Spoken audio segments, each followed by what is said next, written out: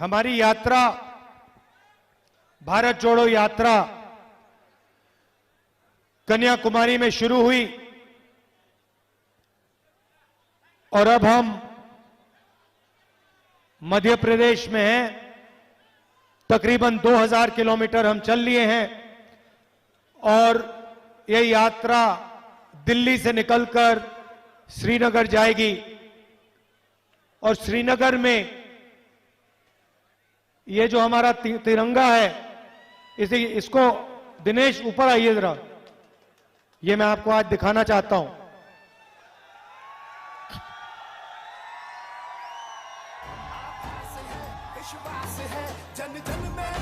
ये जो हमारा तिरंगा है, इसको हम श्रीनगर में लहराएंगे।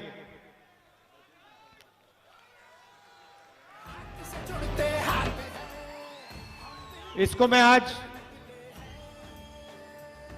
स्टेज पे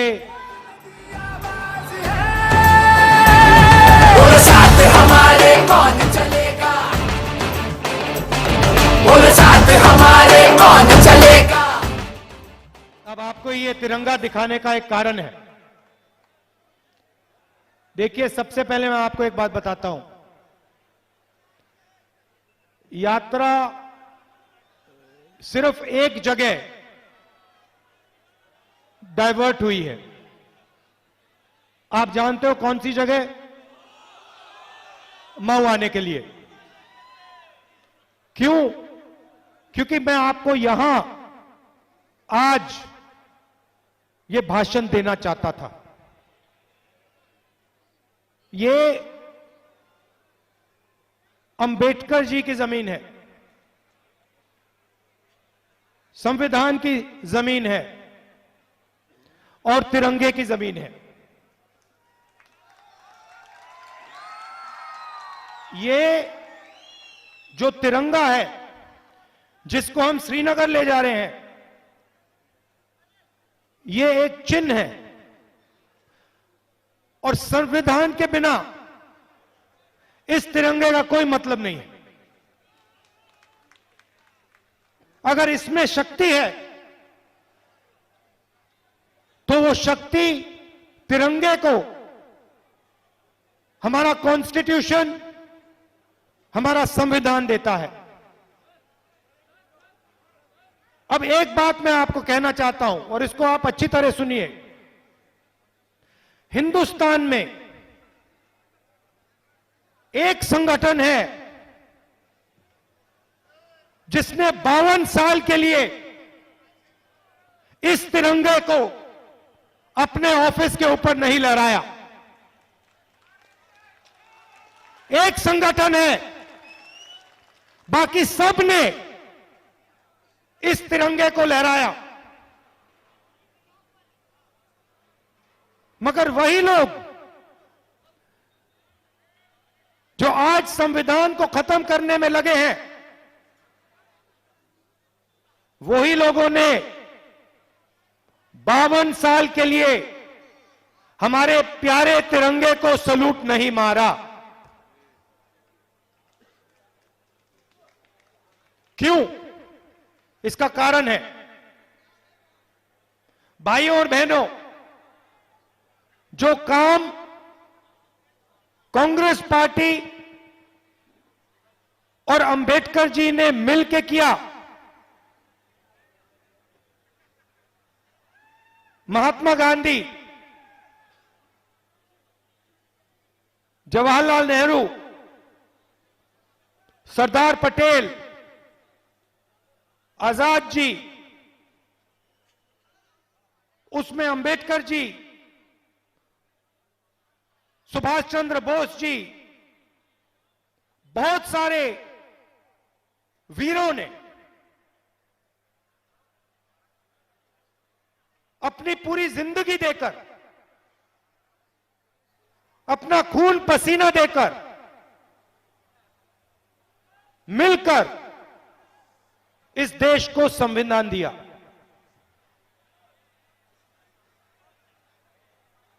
यह छोटा काम नहीं था। हिंदुस्तान के इतिहास में, 3000 साल के इतिहास में, 5000 साल के इतिहास में पहली बार हिंदुस्तान के हर नागरिक को एक जैसा अधिकार मिला। कॉन्स्टिट्यूशन ने दिया और उसका चिन्ह यह हमारा प्यारा तिरंगा है। अब कॉन्स्टिट्यूशन में से, कॉन्स्टिट्यूशन का यह चिन्ह है और आरएसएस के लोग हैं, बीजेपी के लोग हैं, वो संविधान को सामने से नहीं खत्म कर सकते हैं। इतना दम उनमें नहीं है, क्योंकि जिस दिन उन्होंने सामने से यह काम करने की कोशिश कर दी, उस दिन उनको हिंदुस्तान की आवाज 1 सेकंड में रोक देगी। तो ये काम सामने से नहीं करते हैं, ये काम छुप के किया जाता है। जो हमारा संविधान है वो सिर्फ एक किताब नहीं है, वो एक शक्ति है,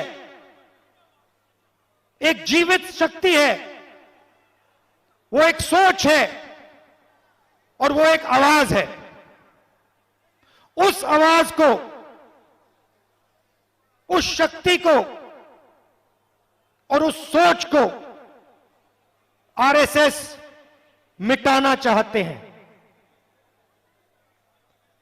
कैसे कर रहे हैं मैं आपको बताता हूं। मैंने आपको कहा संविधान का यह चिन्ह है। संविधान देश की नींव है, फाउंडेशन है, और उस नींव में से अलग अलग संस्थाएं निकलती हैं। लोकसभा, राज्यसभा और विधानसभा। Judiciary, bureaucracy. मैंने आपको शुरुआत में कहा था, प्रेस के हमारे मित्र, ये भी, इनका अधिकार भी इनको संविधान देता है। हमारे बारे में लिखते नहीं है, यात्रा के बारे में कुछ नहीं बोलेंगे, एक शब्द नहीं बोलेंगे, जैसे यात्रा हो ही नहीं रही है, लाखों लोग बाहर आ ही नहीं रहे हैं। तो हो क्या रहा है, हो क्या रहा है? ये अलग अलग संस्थाएं जो हैं, ये आपकी पूंजी है, ये आपको मुफ्त में नहीं मिली, ये खून पसीने से आपको मिली है। किसने दी? अंबेडकर जी ने दी, महात्मा गांधी जी ने दी, जवाहरलाल नेहरू जी ने दी, मगर उन्होंने अकेले नहीं दी। उनके साथ लाखों लोग खड़े हुए, करोड़ों लोग खड़े हुए, और उन्होंने ये मिलकर इस देश को पूंजी दी है।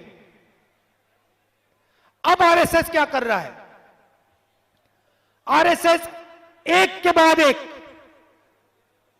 अपने लोगों को इन संस्थाओं के अंदर डाल रहा है। जुडिशरी में, प्रेस में, सेना में, हर संस्था में आरएसएस अपने लोगों को डाल रहा है। भाइयों और बहनों, लक्ष्य एक है, संविधान को खत्म करना, उस जीवित आवाज का गला घोटना, यह काम आरएसएस कर रही है और यह काम कांग्रेस पार्टी और हिंदुस्तान की जनता उनको कभी नहीं करने देगी, कभी नहीं करने देंगे।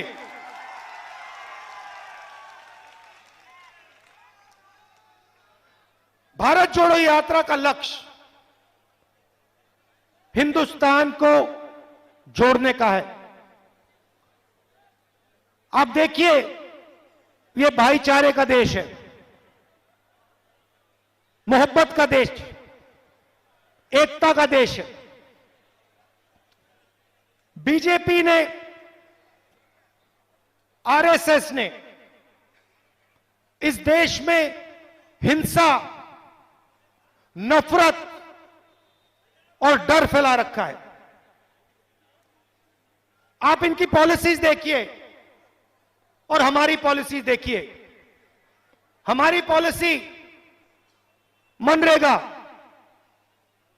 भोजन का अधिकार, जमीनी अधिकरण बिल,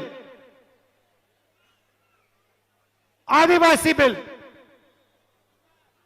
पैसा, ये सब के सब गरीबों को मदद करने के और देश में भाईचारा और शांति लाने के प्रोग्राम हैं। कमजोर लोगों की मदद करने के प्रोग्राम हैं।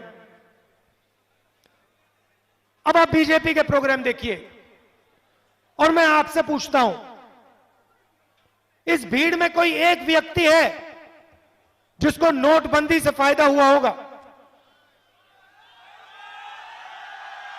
एक है यहां पे, एक यहां पे व्यक्ति है जिसको जीएसटी 5 अलग अलग टैक्स से फायदा हुआ होगा?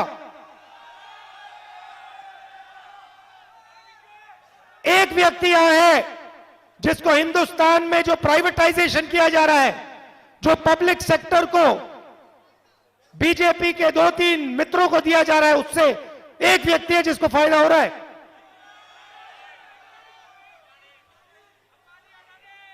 देखो, आप जानते हो किसको फायदा हो रहा है, पूरा देश जानता है। भाई और बहनों, नोटबंदी, गलत जीएसटी, प्राइवेटाइजेशन और कोरोना के समय इन्होंने जो किया, ये पॉलिसियां नहीं हैं, ये हथियार हैं।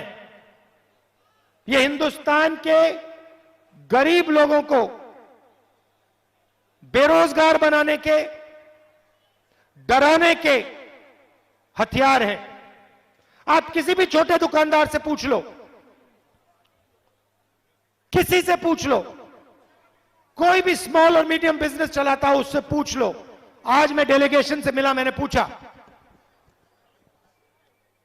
नोटबंदी और जीएसटी से आपको क्या हुआ?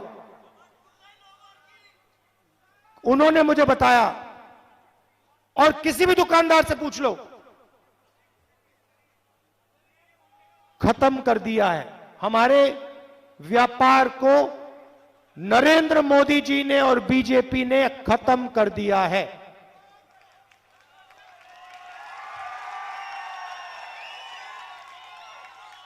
मैंने पूछा, आज मैंने पूछा भाइयों बताओ एक बात, ये जो जीएसटी है, ये जो नोटबंदी है, इसके पीछे किसकी शक्ति है? मैंने पूछा, क्या हिंदुस्तान में जो लाखों छोटे व्यापारी हैं, किसान हैं, मजदूर हैं, बेरोजगार युवा हैं, क्या इनकी शक्ति जीएसटी और नोटबंदी के पीछे है? कहते नहीं। मैंने कहा, किसकी शक्ति नोटबंदी के पीछे है? कहते हैं हिंदुस्तान के 3-4 सबसे बड़े अरबपतियों की शक्ति जीएसटी, नोटबंदी और कोविड के समय जो हुआ उसके पीछे है।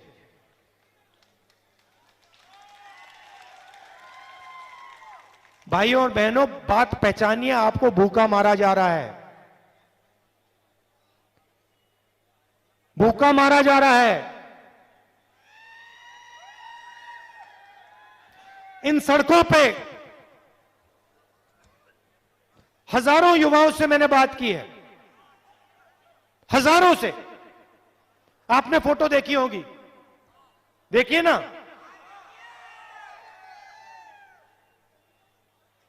सीधा मैं सवाल पूछता हूं, क्या पढ़े हो? 5 जवाब मिलते हैं। इंजीनियरिंग, मेडिकल, आईएएस, या फिर मैं सेना में जाना चाहता हूं, पुलिस में जाना चाहता हूं, या फिर मैं सॉफ्टवेयर इंजीनियरिंग करना चाहता हूं। ये 5-6 चीजें युवा कहते। फिर मैं पूछता हूं, भैया एक बात बताओ, आप डॉक्टर बनना चाहते हो, माता पिता ने आपकी शिक्षा के लिए कितने रुपए दिए? मैं अरबपतियों से नहीं पूछ रहा हूं, मैं किसान के बच्चों से, छोटे दुकानदार के बेटों से, बेटियों से, कभी कभी जो मजदूरी करते हैं उनके बच्चों से पूछ रहा हूं। कहते हैं लाखों रुपए, हजारों रुपए हमने शिक्षा के लिए दिए, इंजीनियर बनने के लिए दिए। अच्छा भैया, आपके माता पिता ने लाखों रुपए दिए, आज क्या करते हो? क्या करते हैं? मजदूरी करते हैं। हिंदुस्तान, नरेंद्र मोदी जी के हिंदुस्तान में इंजीनियरिंग पढ़ो, मजदूर बनो, एमबीबीएस करो, मजदूर बनो, सॉफ्टवेयर इंजीनियरिंग सीखो, मजदूर बनो,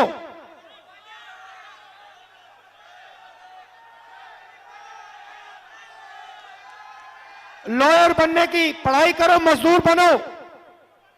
सेना में जाना है, 6 महीने ट्रेनिंग करो, 4 साल सेना में काम करो और फिर मजदूर बनो।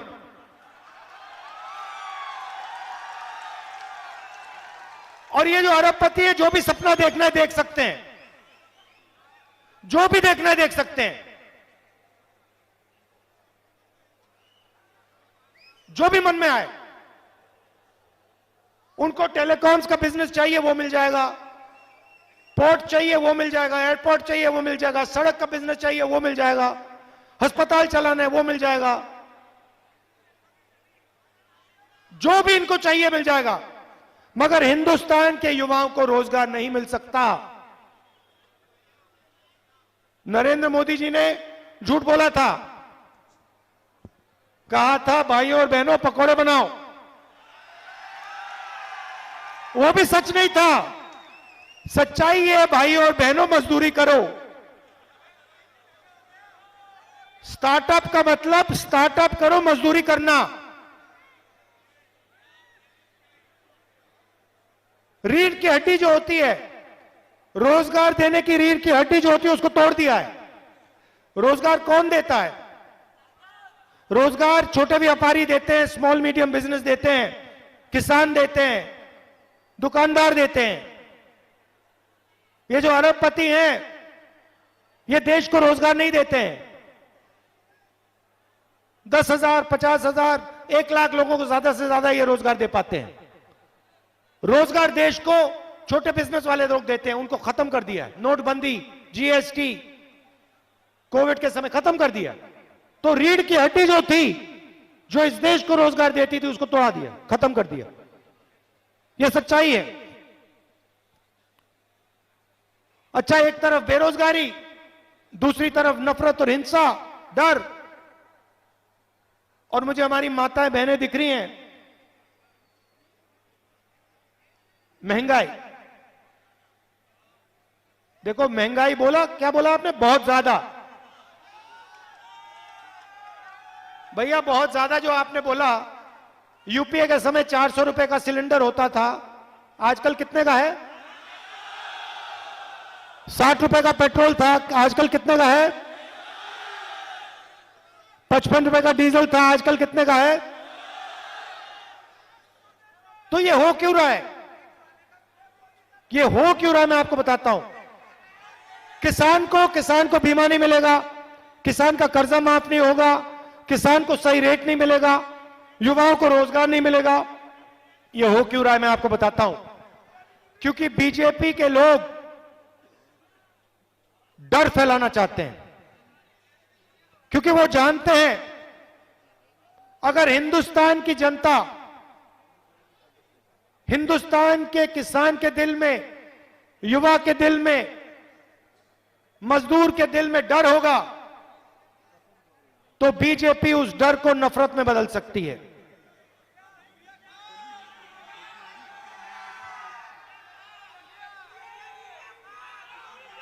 अगर आपके दिल में डर नहीं है, देखो भैया, डर नफरत और हिंसा डर का रूप होता है। नफरत जैसी कोई चीज नहीं होती है।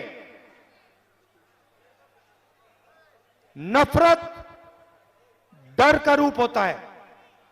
जिसके दिल में डर होता है उसके दिल में नफरत पैदा होती है और वो हिंसा करता है।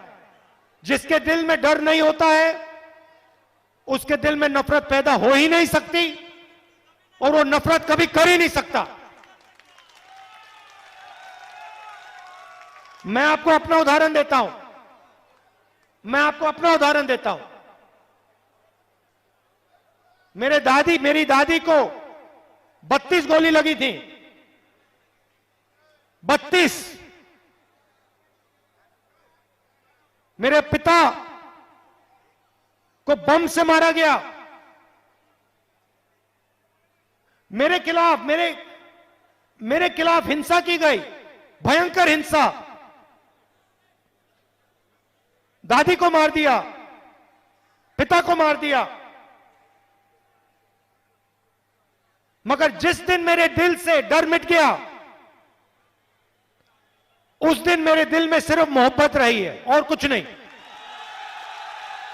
गया, कर लो जो करना है। मैं आपको बता रहा हूं, मैं आरएसएस से लड़ता हूं, नरेंद्र मोदी जी से लड़ता हूं, मगर मेरे दिल में ना नरेंद्र मोदी जी के लिए ना आरएसएस के लिए नफरत है। इतनी सी भी नफरत नहीं है। क्यों? क्योंकि मेरे दिल में डर नहीं है। और मैं उनसे कहता हूं, बीजेपी से कहता हूं, नरेंद्र मोदी जी से कहता हूं, अमित शाह जी से कहता हूं, आरएसएस के लोगों से कहता हूं, भाइयों, डर मिटा दो दिल से, नफरत गायब हो जाएगी। आप देश का नुकसान कर रहे हो। आपका डर जो है देश का नुकसान कर रहा है।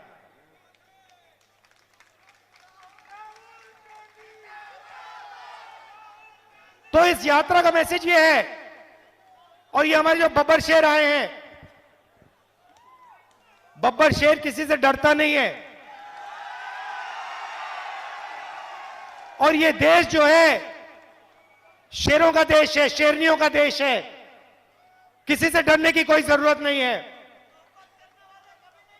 मोहब्बत करने वाले कभी नहीं डरते। और सुन लो, डरने वाले कभी मोहब्बत नहीं करते। यह है उनमें और हम में फर्क।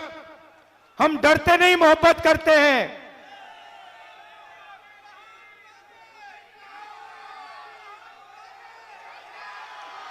और भाइयों और बहनों, ये मैं नहीं बोल रहा हूं। आप गलतफहमी में मत रहो। मैं नहीं बोल रहा हूं। मैंने अंबेडकर जी की किताब पढ़ी है। मैंने अंबेडकर जी की किताब पढ़ी है और उस किताब में मुझे इतना सा भी डर नहीं दिखा। इतना सा भी डर नहीं दिखा। इसलिए अंबेडकर जी के दिल में नफरत नहीं थी।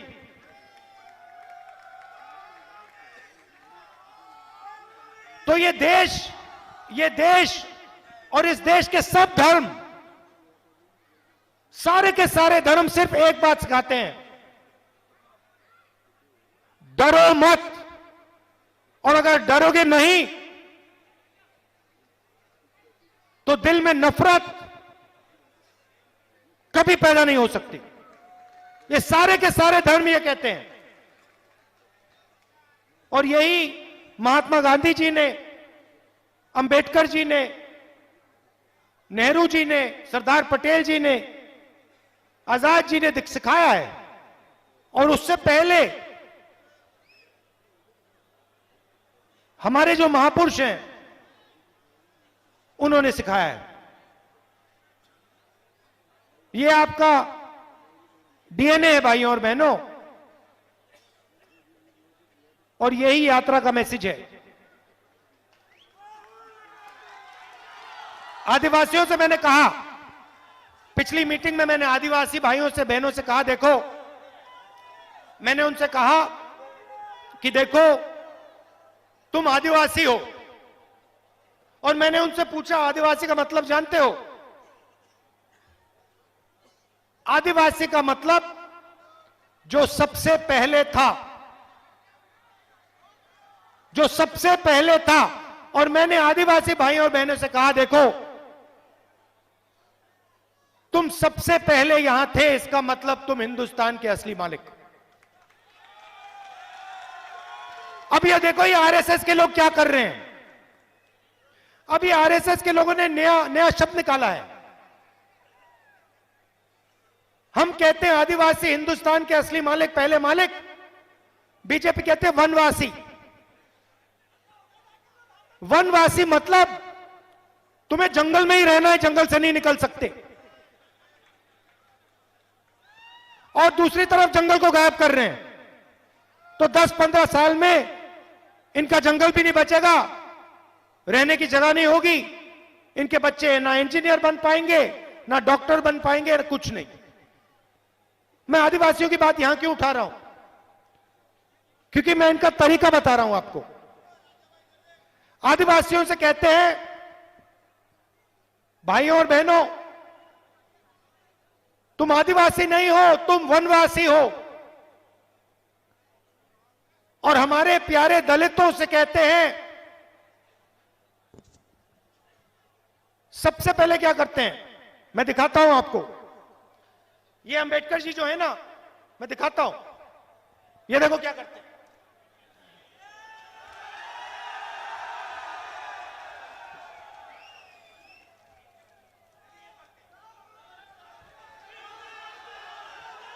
पहले ये करते हैं, पहले ये करते हैं, अंबेडकर जी के सामने जाकर हाथ जोड़ते हैं।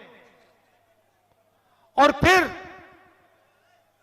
जिस काम को करने के लिए बाबा साहेब जी ने अपनी जिंदगी दी, जो उनकी पूरी जिंदगी का काम था, संविधान, उसको खत्म करने का काम करते हैं, उसको फाड़ने का काम करते हैं। एक तरफ हाथ जोड़ेंगे और दूसरी तरफ पीछे तो चाकू मारेंगे।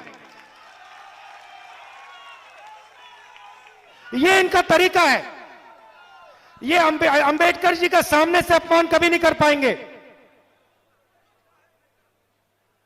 मगर जो इन्होंने अपनी पूरी जिंदगी दी, सामने से हाथ जोड़ेंगे और पीछे से इनका जो काम है उसको रद्द करेंगे। वही चीज गांधी जी से के साथ करते हैं। भाइयों और बहनों, एक बात बताओ,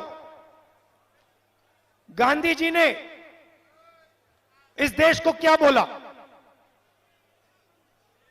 दो चीजें बोली थी, डरो मत और हिंसा मत करो। सही बात, डरो मत और हिंसा मत करो। आरएसएस के लोग आजकल, पहले नहीं करते थे, पहले हाथ नहीं जोड़ते थे गांधी जी के सामने। पहले गोडसे जो है उनके सामने मतलब हाथ जोड़ते थे। जी गलती से निकल गया। गोडसे के सामने हाथ जोड़ते थे, आज करना पड़ रहा है। तो आज गांधी जी की फोटो के सामने, मूर्ति के सामने हाथ जोड़ते हैं। और फिर गांधी जी ने जिस काम करने के लिए अपनी पूरी जिंदगी दी, अहिंसा, उसको हिंदुस्तान में खत्म करने का काम करते हैं। जहां जाते हैं हिंसा फैलाते हैं। और डर की तो मैंने आपको बात बता दी। गांधी जी ने कहा था डरो मत, सामने से हाथ जोड़ते और 24 घंटा डरते रहते हैं। तो भाइयों और बहनों, किसी से डरना नहीं है, किसी से डरना नहीं है।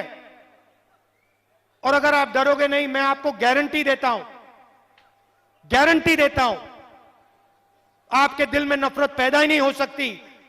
और अगर आपके दिल में नफरत पैदा नहीं होगी तो हिंसा हिंदुस्तान में दिखाई नहीं देगी कहीं।